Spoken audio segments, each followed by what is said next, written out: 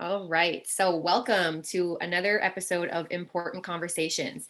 As you guys may or may not know, I'm a personal wellness fanatic, certified life coach, and soon to be master coach.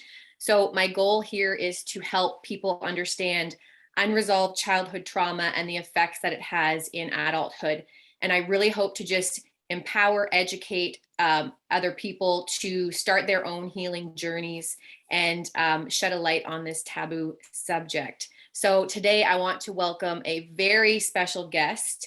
Welcome, Jeremy. Thank you so much for being here with us today. Thanks for having me.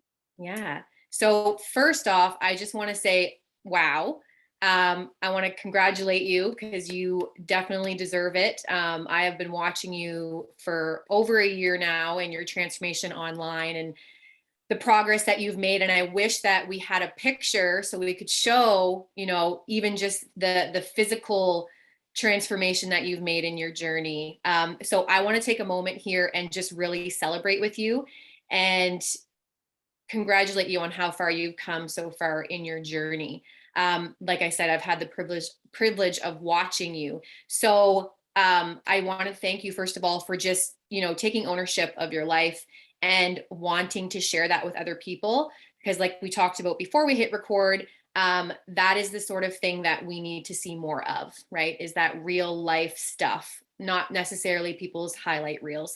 So I'm super happy to have you here and being able to have this conversation. And I want to start it off with maybe let us know who you are, a little bit about you, some background, if you will, and then we'll dive right in. All right. I guess I'm in recovery. I don't really say that to myself often. I just you know continue life like everyone else, I guess. But yeah, I guess I spent 20 years being addicted to drugs and alcohol and just a lifestyle that kind of existed of me doing whatever I wanted to do. And growing up in the life, the household that I did, I was able to. So anyway, yeah, I'm now 18 months clean and sober, and I've completely just changed everything. Um, I don't know. I found this new sense of like being, Mm. to be honest. And when I discovered that, I just became honest with myself.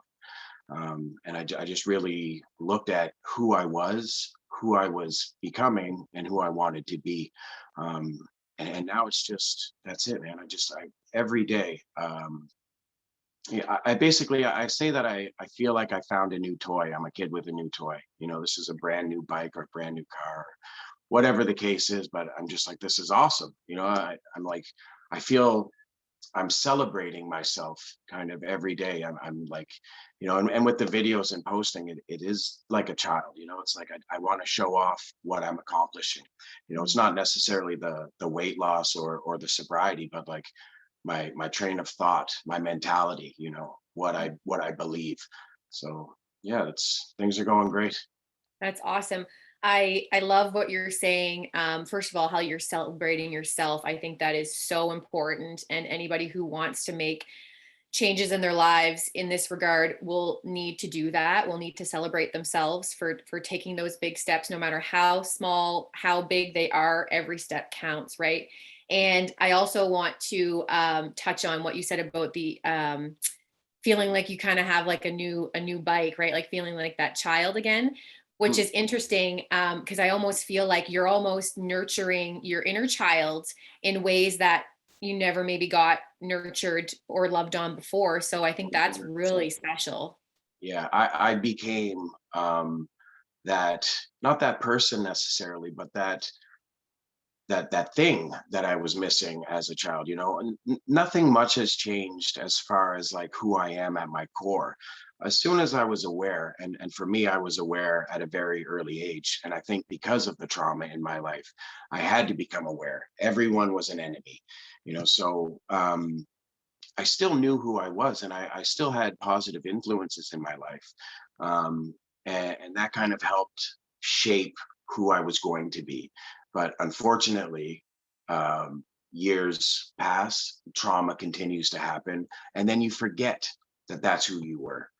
So now I'm like, oh yeah, I'm that 6 year old, and I distinctly remember who I was at 6 years old. I've always been very self-aware from an early age. So I'm like reconnecting with that child, and I'm like, I'm being that thing that I need, not that person, but that thing that I needed. And that thing was like love, so I found love through myself. Mm, that is absolutely beautiful.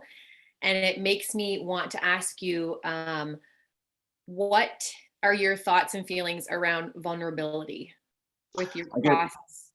I get asked that quite a bit actually, and I have the same answer. Is that I have zero sense of vulnerability. Like I think I've been vulnerable my whole life, and that kind of, I don't know if the egg came before the chicken or what, but because my trauma started at infancy, basically. So I've always been vulnerable, and that's led me down, some traumatic events from being vulnerable. But I never stopped. I always just was. Um, and so now with posting my stories and all the deep dark secrets and personal stuff, I still don't feel vulnerable because I think when you spend your whole life as something, you don't necessarily, there's that impact is gone, So it's like for fighting, for example, if you get into a cage to fight, like my buddy did last weekend, which Matt Fagan, if you're watching this, you did great. Um, it's a fear. You're going to get hurt, but you do it anyway, and you do it because it's just a part of you. No, no one loves getting punched in the face, but you deal with it, and all of a sudden you get tough, and a punch in the face isn't anything.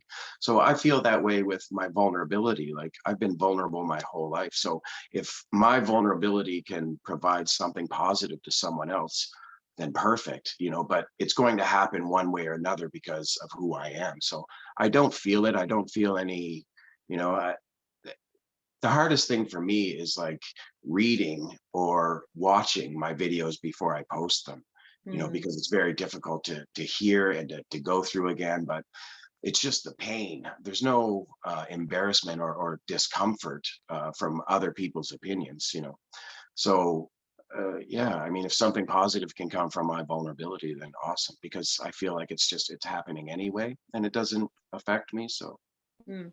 I think that's really great too, actually, hearing you say it's almost like because you get to share your experiences and hopefully inspire other people, right?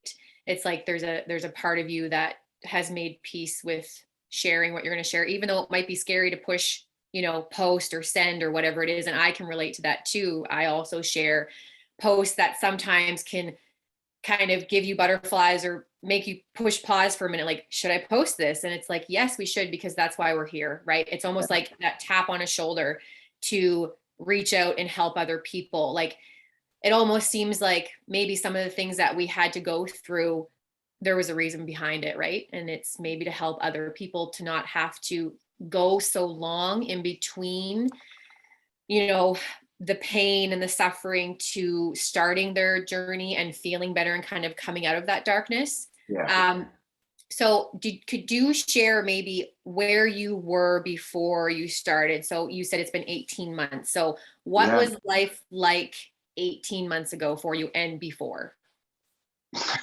Not good. I say that.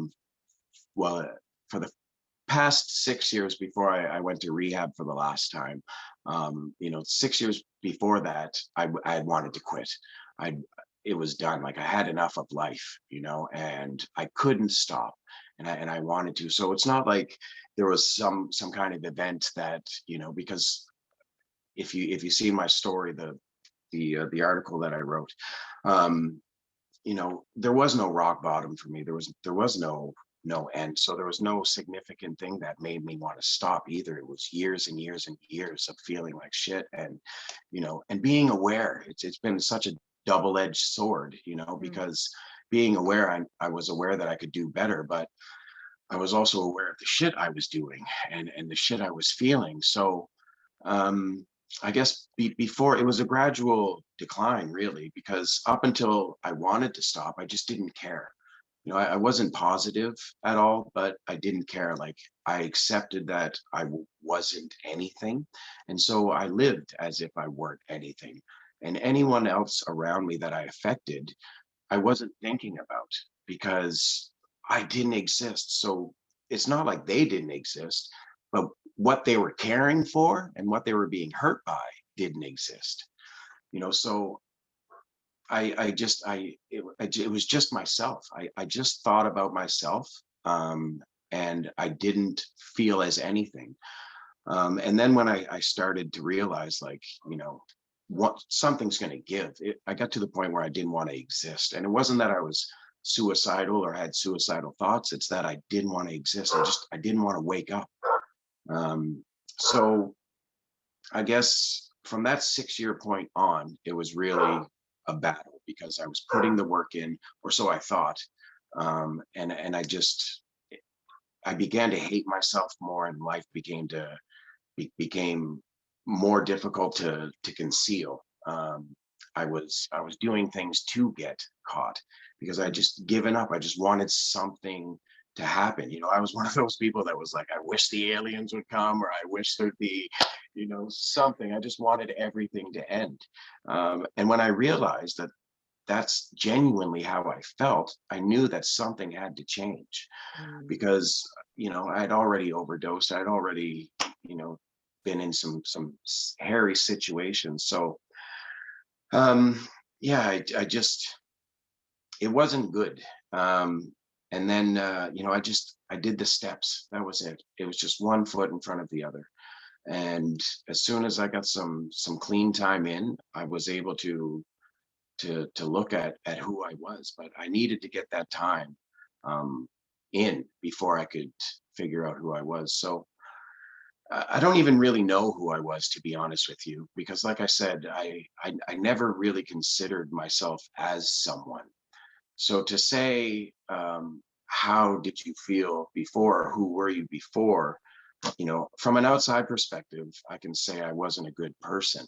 But from an inside perspective, I couldn't tell you who I Mm. was, or what what was going on. Now, I really feel like uh, rebirth. Like, it's crazy. I feel like I was born again, and just internally, like, so I can't really make a comparison of who I was to who I am now. I just know who I am now, and I'm Yeah. aware of what I did, and the life that I led. But as far as internally, I couldn't tell you who I was. Hmm. That's interesting. It sounds like maybe over time, and correct me if I'm wrong, but it sounds like over time you kind of went from someone who was lost, right? Like just disconnected from who you were, Hmm. and not even having a sense of self, which in my personal experience and in my education and what I've learned is that is directly related to trauma, right, in early childhood. And it's just this severing of the ties, and a severing of a tie to yourself. Hmm. So it's really interesting that you bring that up. So it's like you've gone from a place of being lost to a place of being found, or reborn, like you said, which is really beautiful. And I think it's also really important to highlight what you said about following the steps. Um, Literally just one foot in front of the other. And it was kind of like what we touched on at the beginning of the conversation, just celebrating no matter how small the victory is, right? How it might feel insignificant to you at times, but it's still a step in the right direction. And that was super difficult as well, because again, when you have no self-worth or identity, um patting yourself on the back was the most difficult thing in the world. Even seeing them, like, the stuff, it's not even in the head to think about, or to be like, to give an excuse why it's not, like, it didn't even exist. Mm. So that was super tough. And but you do it again, it's one foot in front of the other. I remember I had a list from rehab with like 25 affirmations, and it took me 7 months to read it out. It took me 7 months to read it out loud because I'd get angry. And I still do, reading the comments on some of my posts. I've had to have my wife like go through them and then, pick out what she thinks that I'd be okay with reading, because the positive, I get angry and I want to punch these faceless people in the face because they're saying positive things about me. I'm 18 months clean and sober, and I still like, I get angry, and that's that fight or flight, and it's because of not having any value or worth. So yeah, when I started doing the affirmations, I'm like, it wasn't cocky. It was like I believed them. I started going through, I am this, I am these. And it is still physically difficult to do it, but there's a piece of me that feels it now, so Mm, I should keep practicing and I should keep doing these things. But the point is that it worked, yeah. and as cheesy as it was and as difficult and as angry as it made me, it was necessary to do, to love myself, because how Mm, are you going to love yourself if you don't think all of these things are true? Like, why would you, I yeah. wouldn't love myself being the person I was.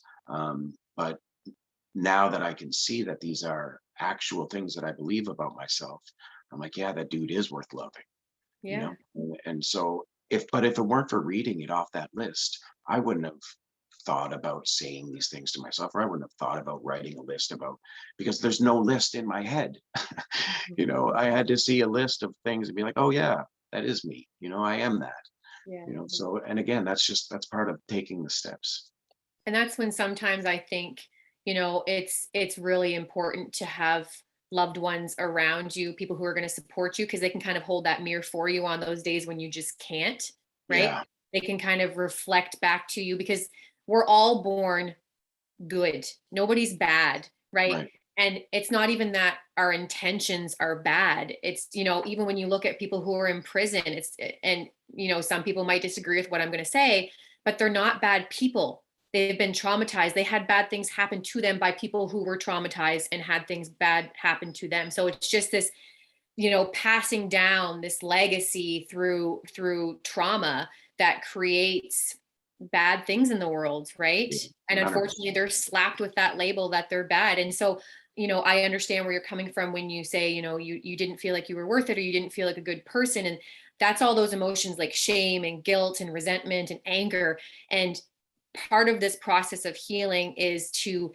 allow full expression of emotions, which is one of the hardest parts about it, right? Is we Yeah, often get stuck in like we want to be happy all the time. And yes, of course, we want to be happy as much as we can, but life is a split, right? It's like a split of 50-50.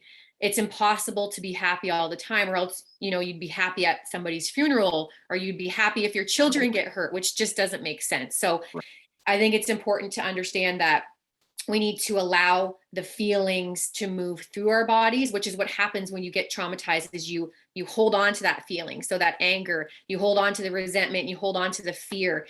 And when those emotions get stuck in your body, then they kind of well up and they create all these other things in your body and thoughts in your mind. um, and I do want to touch on your wife, because I went to school with her, and I just think she's wonderful as well. And I've watched your guys' relationship through this journey as well, and she's been such a team player. She's been like your biggest fan, and it's honestly, it's so special to watch that relationship flourish, right? And it brings me to the point of like community and support. So do you want to touch on any of that at all? oh yeah, man. Like, I'm her biggest fan. She is and has been, since I've met her, the greatest human being I've ever met. And it's not because of one thing specific. It's everything about her. She understands things. She has all the things that I don't have that I want to have, and she has all the things that I have that are important to me. And yeah, man, I don't even know where to start. Like, if it weren't for her, there's 100% certainty I would not be where I am right now. I might not be where I was, but I wouldn't be where I am now. And even today, like, I don't know. I'm speechless, because I don't have what she has, and that is like patience, uh, the love that she has, the empathy, like, and she's a go-getter. She's going to get her teaching degree in September, you know. All right. She's 34 years old. So you know, she's going to get her teaching degree, like, and it's crazy. And now that I'm, you know, doing what I'm doing, I'm, you know, that's, man, that's where it's going back to, you know, like, and that has, her life has changed just as much as mine has. Mm, And it's been just as much as a struggle, because, you know, our dynamic for 14 years has been provider and taker, you mm, know, and so you develop, um, your sense of being around that, you know. That's a long time to be together, and I think, you know, the relationship that we have is very codependent in a sense, for good or for worse, but it is, we're very connected. So, you know, the you can imagine what she's gone through in 14 years of being with me. Like, you can't imagine, actually. You know, there's some things that I put that woman through that, like, man, you know, it's really nothing compared to what I've been through, because I was in it while I was going through it. You know, I was there. I was a part of it. She has never been a part of it. mm, All she's done is loved me. You know, she didn't have any of the trauma that I had, that created my drug addiction. She didn't have any of the baggage that I had. That wasn't hers. You know, she went through what I went through for someone else, mm. which blows my mind, because I didn't want to go through it for myself, Mm. let alone for someone else. So yeah, she's she's amazing. Jesus. And you know, it's love. And it's like, maybe, again, correct me if I'm wrong, but maybe the love that she's able to show you and give you is a love that you've never had before, right? It's that unconditional love, I wasn't right? even aware that that's what it was. Mm, You know, I thought there was something wrong with her for being with me. mm, You know, I didn't, until I got sober. So that's like 14 years of not knowing that everything she went through wasn't mm. love for me, because I had no idea what love was. You know, and now that I do, I'm like, "Oh, it really hits me." Yeah. So I'm bringing her, you know, and I hate saying that word, bringing her with me, because she's doing it herself, but we're doing this together. And it's all for us. I still can't separate myself as an individual yet. You know, I will get there, but for now, you know, her and my girls are who I am. There's no separation. We are one. You know, we're all individuals, but we're one, and Yeah. we're all going on the same path. So Yeah. I love that, you know, you guys are growing together, and you've explained kind of like the 14 years wasn't always happy, wasn't always pleasant, wasn't always easy, but you still stayed together and grew together. And you know, this might be hard for you to accept right now, but I've heard you say a few things like, she's inspired you, she's loved you, and she's done these things, which she absolutely 100% has. I've even seen how she's defended your honor online, which is like this, like, friggin' superhero, right? um, and but I do want to hold that mirror for you in this moment and just let you know that you've also inspired her, because she's getting to see the person that you're becoming, right? And so it's allowing her to maybe want to up level her life, which is exactly one of the biggest reasons that I wanted to have this conversation with you, because this is what I want to share, right? Is that by sharing our story, by other people witnessing our journey, it inspires other people, whether they've had their own trauma or not. It's still inspiring, right? right. Yeah. So I know you had said that you never really had a specific rock bottom. So, which is fair enough, right? When you're so low and down on yourself, I'm sure it's probably just a muddy mess, right? So what was it, if you can recall something, anything that made you want to take that first step towards changing?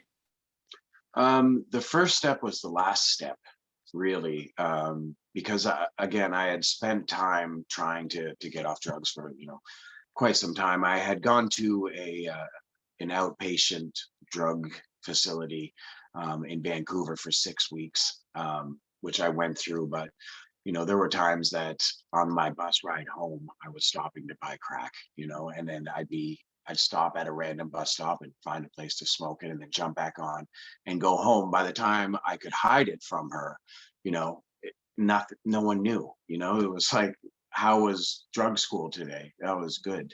By the way, I stopped and smoked some rock on the way home. But I kept going, and I kept doing that. And then I came home, and I think it was after I had overdosed, oddly enough. I jumped through the hoops of getting into Lone Water, which is a rehab facility in St. John, which I don't think is operating anymore. Um, but yeah, I had to go to detox in Moncton. Um, it was supposed to be for like 10 or 11 days, but I did 5. I'm like, I'm good. I'm all better, because I always could convince myself that I knew what was going on, or that I had the ability. And I did, just not at that time. And I was fooling myself to think I did at that time. So yeah, I did that, to detox, and I jumped through the hoops to get referred to Lone Water, which was a super hard process. It took like 6 months. And during that 6 months, I was obviously still using and still drinking. Um, I had to see different counselors to get in. I had to, a bunch of stuff. But anyway, I ended up getting in. And when I got there, it wasn't quite as I expected. It was just like an old farmhouse with houses on it and one like community house. And it was just a place to get dry. There wasn't any, I think like once a week they had an AA meeting.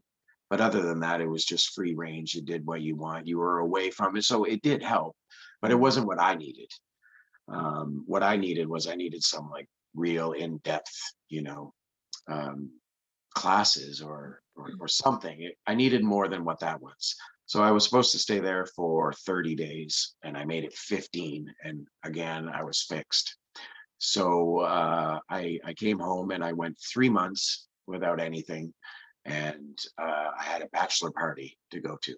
So my thinking at this time was like, you know, all right, let's just face it. I'm going to keep drinking. As long as I don't do drugs, then that's fine, because drinking was never the problem, Mm. right? So I went to a bachelor party, and yeah, I ended up doing cocaine, and there you go, back down that rabbit hole again. So then things just got worse. I was a bartender, and everyone loves a bartender. So, there was a lot of drugs. And then it became like antisocial. I stopped doing drugs socially. I stopped partying socially.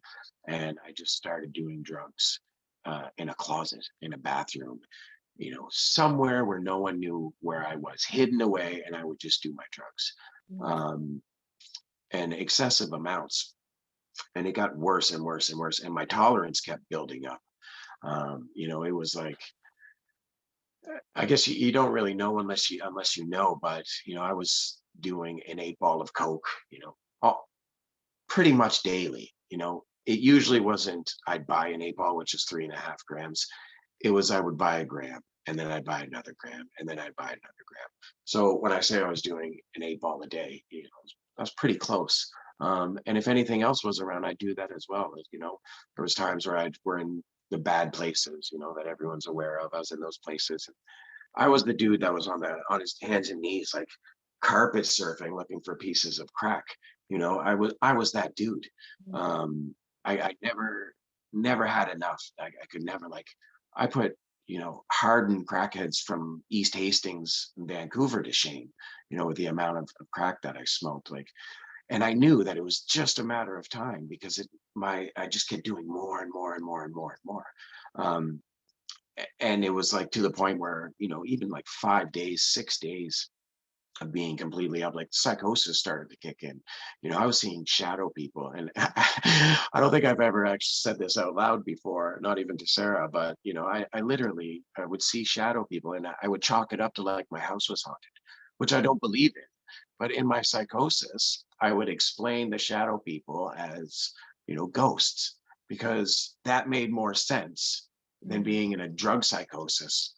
So yeah, it was more and more and more. And then finally, I was like, well, Sarah and I, we went to a marriage counselor, and obviously, what's the issue, right? I was the issue, and how I was being. But again, I had wanted to stop for the past 6 years. So we went to the marriage counselor, and she said, by the way, I'm also a drug counselor, and I have a pretty good relationship with Ridgewood in St. John. The thing is that you need to have some time clean. You need to have like 3 months. And I was like, oh, I've got 3 months clean, which I didn't. But, that's what I said to get in there. So I didn't have to do much after that. She referred me. I got the call, uh, and I talked to the director while I was high on cocaine, and said, basically, you need to come in a day from now. So 2 days time, you have to be in St. John at I think it was like 7 or 8 in the morning. So I was like, shit, I'm going to have a piss test and I'm going to fail because I'm high right now. And because I'm high, I'm going to continue to be high. So I was like, shit, and I was like, I didn't think it was going to happen. I'm like, there's no way. I'm not even going to drive to St. John because I'm going to fail the piss test anyway. So I just kept partying. I think I went out that night after I got off the phone call and did more coke. So yeah, so the next day came and I kind of spent the day recovering and, having a very intimate conversation with Sarah about getting my ass down there. And again, I was just like trying everything I could to back out of it. And then I just realized, I was like, look, man, this is literally going to be your last chance. Like, she's going to leave you, you're going to kill yourself, or you're going to die from an overdose. One of those three things is going to happen. Nothing else is going to happen. It's just one Mm. of those three things if you don't go. So I think 4:30 in the morning on a Tuesday, I packed up all my shit, and I kissed her goodbye and said, see ya. I didn't have a driver's license. The car didn't have any stickers on it. Um, I had bald tires, no windshield wiper fluid. Did I say no license? And and I left our house at 5 o'clock in the morning, and I drove to St. John in a snowstorm. I had to stop on the side of the highway 3 times to wash the windshield with snow from the road. There was sometimes I was going 40 kilometers on the highway. I had every opportunity to turn back around and say, look, it's not going to happen. I still have coke in my system, most likely. This is too dangerous. I'm going to get arrested. I had all of these things. And they weren't even in my forefront. I Mhm. knew that they existed back here, but with my hands on the wheel, I stayed focused, and that was it. And I didn't even speak to myself. I shut off, and I just went. And yeah, I got there, and I took the piss test, and I had to wait, and I figured I was going to find out the bad news, and I didn't. There was marijuana in my system, but they were okay with that, thankfully. And yeah, and then I just started the process. But as soon as I walked in those doors, I knew. I'm like, all right, dude, you did it. Mm. As soon as I walked in those doors, I was like, you did it, because I had every excuse not to make it, and I did it. And I did it because I knew I needed to. So now, by chance, when I got there, there was a kid packing up and leaving. That's the only reason I got in, was because one kid got there and decided he was not staying. So Mm. as I got there, he was walking out with his suitcase. I had replaced him. So I'm like, wow, how lucky did I get? Because had not, it's a 30-day program, I would have had to wait another 30 days. And then they have the females for 30 days. So I would have had to wait 60 days and hope that I'd get on the next one. So I felt pretty fortunate that that happened. Um, and so I went for 5 days, came home on the weekend, went back to St. John, and I did that for 30 days, 5 days there, 2 days home, and then again for the 4 weeks. Um, and then when I got home, the COVID Mhm. hit.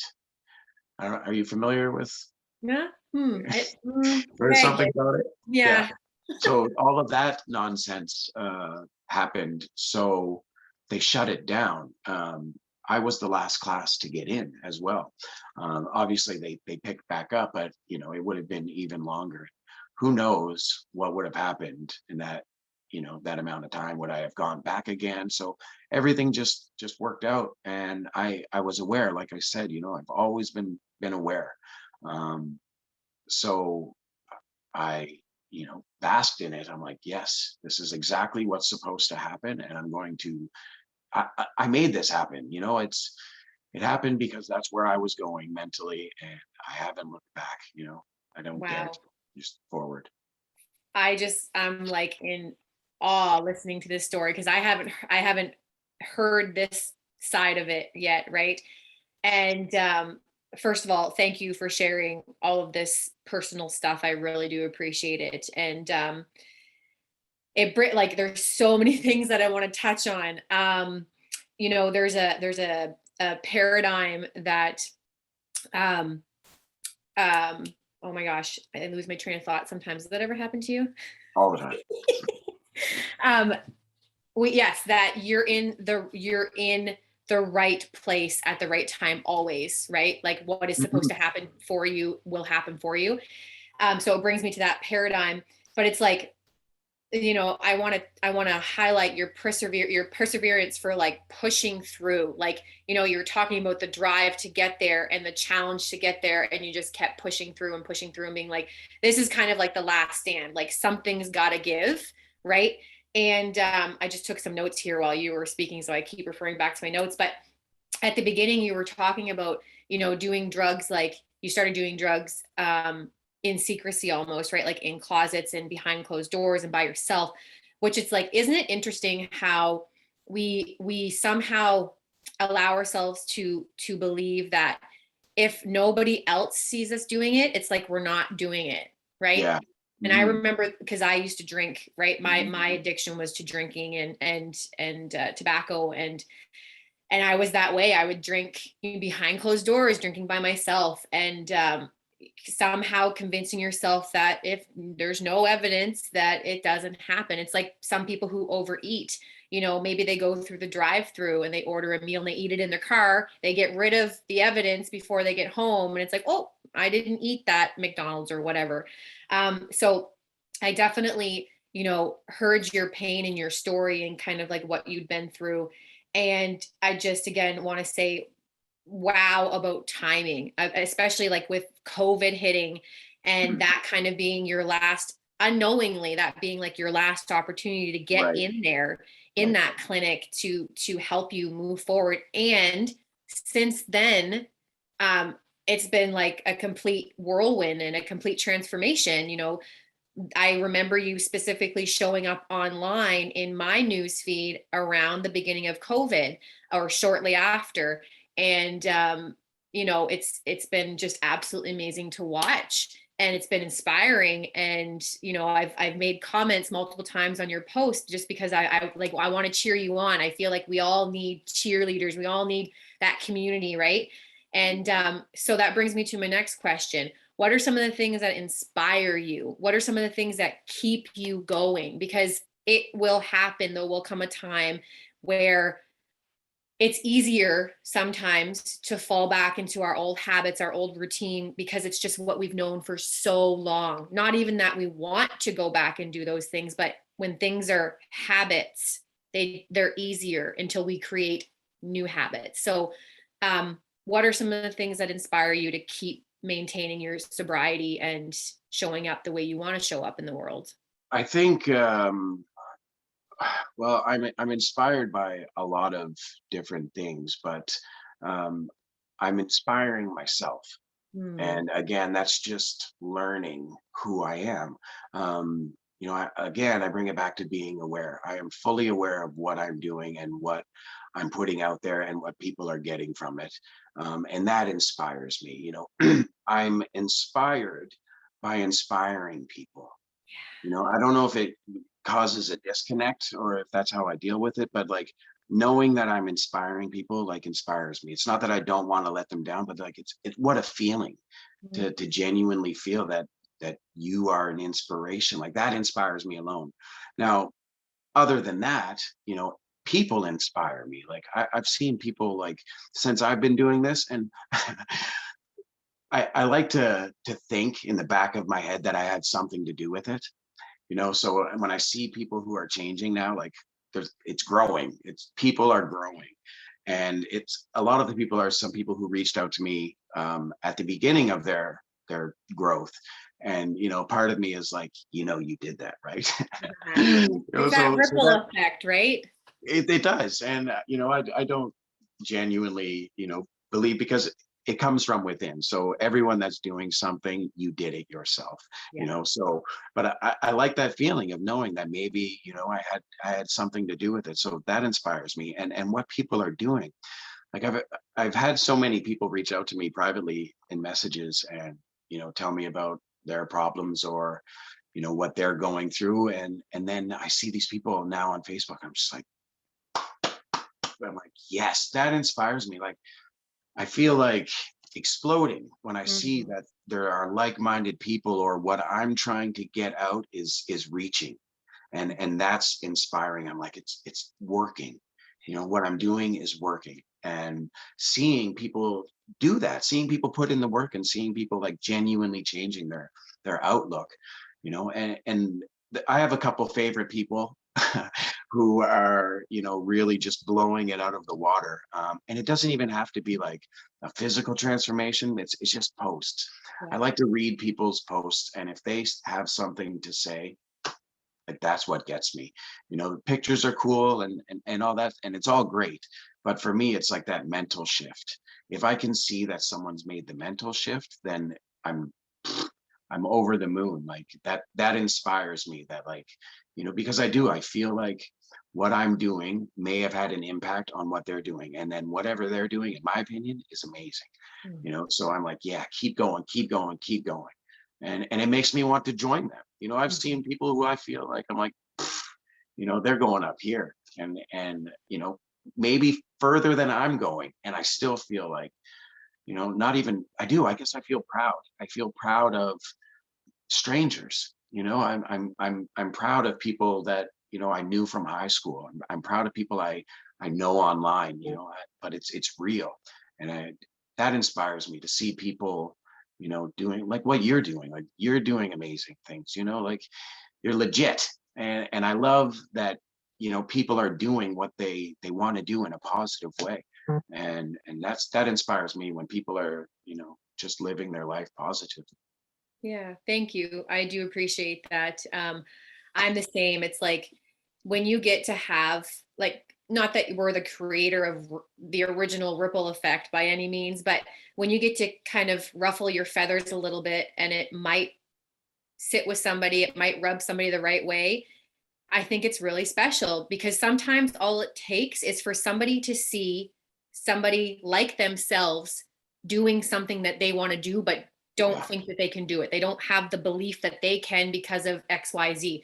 But if right. they see somebody else in the same situation doing it, it's like, oh, Yeah, like it's like being a trailblazer in a sense for people right. sometimes, right? It's like setting the example.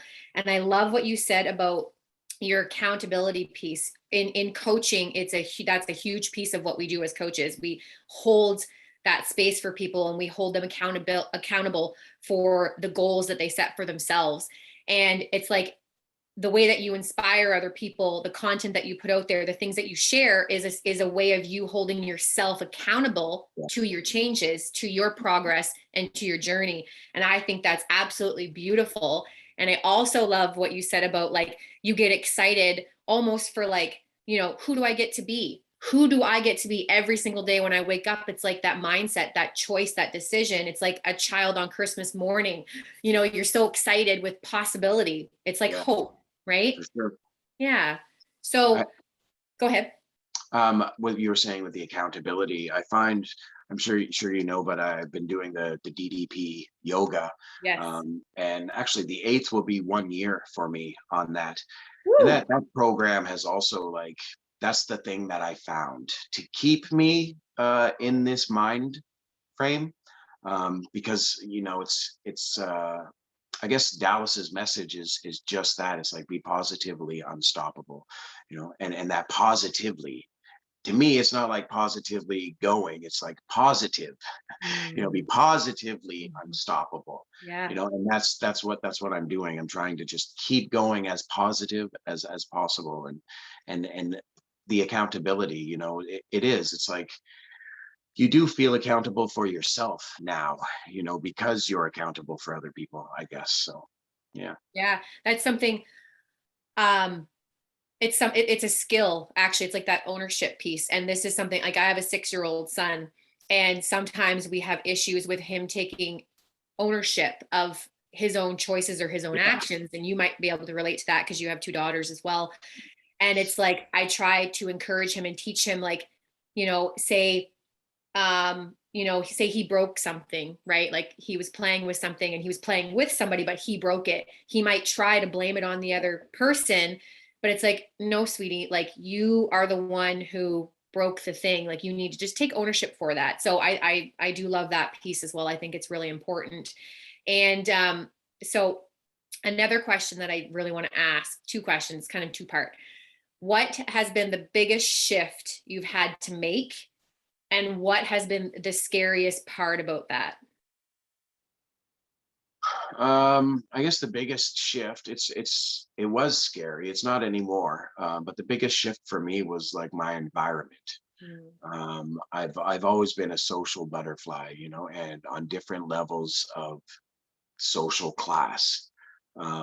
So for me, that was like the biggest shift I had to do. Was not, I mean, I was scared. I'm like, who am I going to be if I can't be Mr. Social, And I need to drink to be social. So it was like, who am I going to be? And my identity kind of revolved around, like, being social, being that person for people. So cutting people off, and I don't really like using that word, because it seems like when you cut them off, it's forever. It's never forever if you also make the changes. Yeah. So the people that I've cut off, I haven't cut off. I've just distanced So until you, you're going to be somewhere that I am, but you I'm set not going where you boundaries. are. Yeah, set boundaries. Yeah. So that was very, very difficult for me, um, because it's weird, for the longest time, I thought I was a sociopath because I didn't understand empathy, and now, I'm filled with it, Mm. um, because I feel bad for people that are where I was, and I just want to help them, and I want to bring them with me. But, I've noticed that's not the case. Like, I can't bring you with me, just like I can't fix you. I've had people be like, fix me, fix my Right. son, do this. Like, and I can't do that. It's a So journey, right? it's a journey. And I need to realize that holds for myself as well. Like, I can't bring them with me. Right. They have to do it. So, you know, most people don't do it. No. People that have those demons, they don't conquer them, unfortunately. So very difficult for me to let go, and because no one wants to leave anyone behind, especially when you're going where I feel I'm going. I want to bring everyone with me, but when you're falling out of an airplane, heaven forbid, they always tell you, put that mask on before you help someone else, right? That's how it is with sobriety. I got to put my mask on before I help you. Yeah. And, unfortunately, there's only one mask. Yeah. And it's like you said, it's about doing the work. And that's like the biggest part is again, taking that ownership responsibility for yourself. You have to do your own work for you. Yeah, Nobody can do it for you. They can encourage you, they can help you, they can motivate you, they can be there by your side cheering you on. But you have to be the one to sign on the line. You have to be Yeah. the one that shows up every single day or as much as you can in the beginning. And you touched on something again, it's super important. It's around the identity piece. It's like in addiction, we get so wrapped up in when it comes to wanting change, right? Like we really want change. We, Yeah. we know this is not working anymore and we need change. And then we get stuck in this, well, who that if I don't have this piece of me, then who am I? It's almost like you feel like you're going to be lost. When in Mm, fact, if we can swap out who am I going to be for who do I get to become? Right. right. Again, it's like putting that positive spin on it, putting the hope and the optimistic spin on you can be whoever the hell you want to be. Yeah. You could like it is Yeah. literally in your hands. It's there, it's available to you. You just have to believe that you're Yeah. capable And and worth it. worthy of having Mm, it. That's you got right. it. Yeah. Yeah. Awesome. So you touched on DDP, right? Yeah. And so I was going to ask you some of like your strategies, some of the modalities, techniques and stuff that you've used. So is there anything else that you do? Like, do you have a daily routine? Like what keeps you in check? Well, life is always hectic, I guess for everyone, or it can be. So, yeah, I had a schedule for the DDP program that I followed for about 6 months to the T. Mm, And then I added in walking, and then I added in lifting weights as well, and then just kind of shifted to just being active, basically. So I do a little bit of everything now. But yeah, we're in the process of selling our house. So, that kind of is a little speed bump as far as my routine goes, because we're moving, we're out of the house and all that jazz. But the point is to keep moving, to keep going. Um, and yeah, with the DDP, it kind of, again, accountable, right? Like I'm on there daily. So it's always in the forefront. Like whatever you do, it's like a job for me.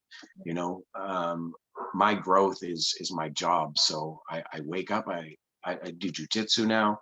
I still do my jogs, my walks with the dogs, play with the kids at the park, we play basketball, lift weights, and do the yoga. And I usually do an hour and a half to 2 hours of yoga 5 or 6 days a week. And nice. that's just like I said, you wake up, it's like you go to work. That's all I think about is like doing those things, getting that list out of the way, and then whatever else I have to do is just a bonus. But yeah, again, like the DDP program is my second Sarah. It's like that is the thing that keeps me, in check. Like this is what I'm doing, and it helps me to do that because I still suffer from depression. So sometimes I don't want to do it. Mhm. And I don't want to do anything. But I find like with this program specifically, if I want to do 20 minutes, then I'll do 20 minutes. But in that 20 minutes, I could burn like 250 calories. Like I'm Yeah. sweating, I'm Yeah. done. And as we know, exercise is key for mental health, right? So I just get it done, and then all of a sudden I feel better. And then I go on the website, or sorry, on the Facebook page, and I just scroll through people's stories. Like I find that inspiring, seeing people's journeys on the DDP Yeah. page. It's weight loss. There's a friend of mine, Justin Dobbins. This dude was like 700 pounds, and he lost like 500 pounds. Wow. You know what I mean? That's Absolutely mind multiple blowing. people. And I knew that, like, that was another thing as well with this program. When I first started the program, I saw his story, and I was like, this dude knows all about addiction. you Mhm. know Obviously he wasn't smoking crack, but he understands addiction because he was 700 pounds. So I reached out to him, and he was kind enough to respond, and we spoke, and I was like, okay, this guy actually exists. This is real. So if this guy can lose that much, like, that's crazy to think that that dude lost that much weight. And he did it, and he was real. So I'm like, I need to lose 50 pounds, 60 pounds. No problem. This dude lost 500 with just this program. So if I can't lose 50 to 60 pounds with this program after this dude lost that, but it wasn't just the program, it was the mental shift. And that's what he had. And that's what this program did for me. It gave me confidence. And now when I take my shirtless pic, I don't know if you've seen any of those or not. Yes, absolutely. Your transformation has been incredible. Like it's awesome. It's great. Little much sometimes. You know what? No, you have every right to brag. You've earned that. So brag away.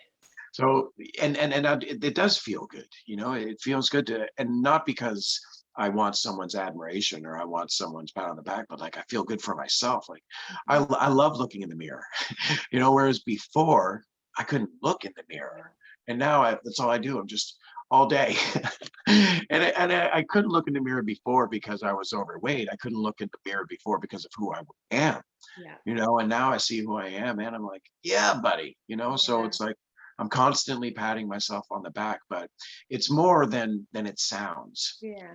It's a well-deserved and a well fought for pat on the back.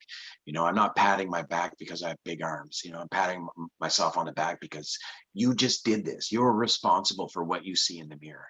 Yeah.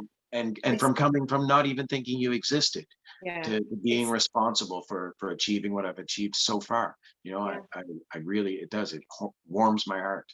No, and others. It warms other people's hearts to see you like reclaim your life, right? Like you mentioned how you're kind of your health, your wellness, your mindset is almost like a job now. And I understand what you mean there. Not a job like, I don't want to No. do this job. It's like a currency, it's an exchange. The work Yeah. you put in is directly correlated with the progress and the transformation that you get to witness in the mirror, and all the people around you get to witness as well, right? So it's Yeah. so beautiful. And you touched how sometimes you still deal with depression, and that's okay. You're on the journey, and that's what matters. Like you're trudging down your path and you're sticking with it, and over time that will lift as well, right? And it's just another piece of the puzzle that will click in for you, and eventually you'll be rid of that too. Yeah, I think so. I've seen it decline. It's another thing of being clean and sober is that when the depression hits, I'm now aware that it leaves as well. Mhm. So whereas before, when I was in my addiction, when depression would hit, um, it was just life. That was Yeah. just it. Shit just Yeah. sucked. Right? But now I can tell the difference. And I know when I'm upset versus when I'm depressed. Yeah. When I'm upset, it's like, what's my surroundings? Check out my surroundings, go for a jog, do something. When the depression hits, it still sucks and I'm still in bed, but it doesn't drag me down because I've told myself I've experienced it. It goes away. It will go away. And then then you make tiny adjustments, to prevent it, because the depression doesn't necessarily have to be brought on by an event, but Mhm. sometimes you don't see what's building up to that depression. Right. Sometimes I'm unaware of, oh yeah, these events just happened, and because I wasn't aware of them as they were happening, now all of a sudden I'm lost, and why is depression here? But now I've learned to go back and be like, okay, what led to that as well? So not only am I just letting it pass, but once it does pass, I'm going back and I'm searching for what led to it, so that Yeah. next time, if that, I just be prepared. So Yeah. It's like that. It's again that mindset and that awareness right around it. yeah. And another thing that I'm going to highlight here for us, for everybody who's watching and listening, is that we're both on our own paths, our own journeys, and there's always a continual efforting, right? It's Yeah. not like, Right. oh, that's it, I'm done, I'm cured, whatever. It's you. Right. There's always going to be work to put in. Like I'm a Yeah. coach, yes, I'm a certified coach, but I still have my own work that I need to do to maintain a Right. certain baseline, right? And it's goes back to something that you touched on before about like putting your own mask on. It's like filling your own cup. You have to make sure you take care of yourself first and well before you can really fill everybody else's cup from that overflow, right? Yeah, for sure. Yeah. 100%. Yeah. So we will wrap up here in a few minutes. But I want to ask you a few more really important questions. I want to ask you, what has been the most rewarding part about all of this for you so far? Phew, there's so much. Um, Love. Hmm. That's it. From everywhere. Love that I have for Sarah, love that I have for my girls, love that I have for myself, love that I feel from Sarah, love that I feel from my girls. Just love. Mm, I love that because you said something so important there. You weren't just talking about giving love, you were talking about receiving love, because that is probably one of the hardest things to do when you're working on yourself, is to learn how to receive Yeah, love, 100%. right? So beautiful. I love that. Again, it's just that awareness, right? Yeah. So, tell me three things that you're grateful for in this moment, in your time right now, in life. Um, I'm grateful things aren't the way they were. I'm Mm, grateful things are the way they are, and I'm grateful for the way things are going to be. mm, beautiful. Awesome. And I don't know why I want to ask this question, but I feel like there's something to it. Do you have like a song or like an anthem or something that like just jacks you up and gets you going every day, or something that you play in your head? And if so, what is it? Knocking at the Door by R. Kells. Okay, awesome. Um, yeah, it's just it like I could cry. I'm so overwhelmed with emotions, but it's like, check it out. It's great. I'll spare you my vocal my vocal lessons, but R. Okay. Kells Knocking at the Door. Super. Okay. Awesome. And second last question. Advice for people who are listening and watching. Any advice that you want to share? Just really, it all starts with believing in yourself and then being honest with yourself. Those Mm, two things. mm, You know, you have to, they go hand in hand. If you believe in yourself, then be honest with yourself, and if you're honest with yourself, then believe in yourself.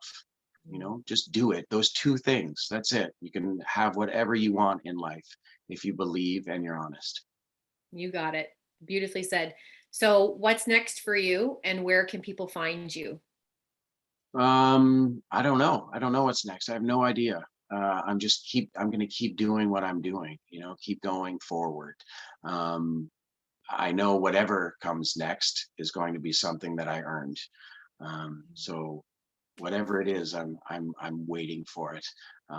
No, wait, sorry, I'm not waiting for it. I'm making it. So There you go. I love it. Well, again, I want to thank you so much for, showing up for this conversation and being so open with me and sharing your story. I know that this is going to have an impact on many people who listen and watch. So I want to thank you for that. I also want to mention your wife again and just say, like, give her a kudos for being that example of what a support person looks like for somebody going through what you've been through, right? And just really sticking there and being by your side. And I look forward to continuing to witness your journey. And I'm so happy and excited for what's to come for you. And yeah, I just want to say thank you for being here. I appreciate it. It's been thank you great. very much. Thanks for having me. It was super. And thank you for doing what you're doing to allow, you Mm. know, people like me to share my experience. So it's a big circle. Yes, you got that right. It's a circle, and we all need to help each other, right? Agreed. If anyone wants to follow me on Facebook or Instagram, it's Jeremy E. Landry on Facebook and Sarah Boo J really on Instagram. All right. Awesome. Perfect. Okay, Jeremy, Great. thank you so much. Thank Take you. care. Bye bye. All right. Bye.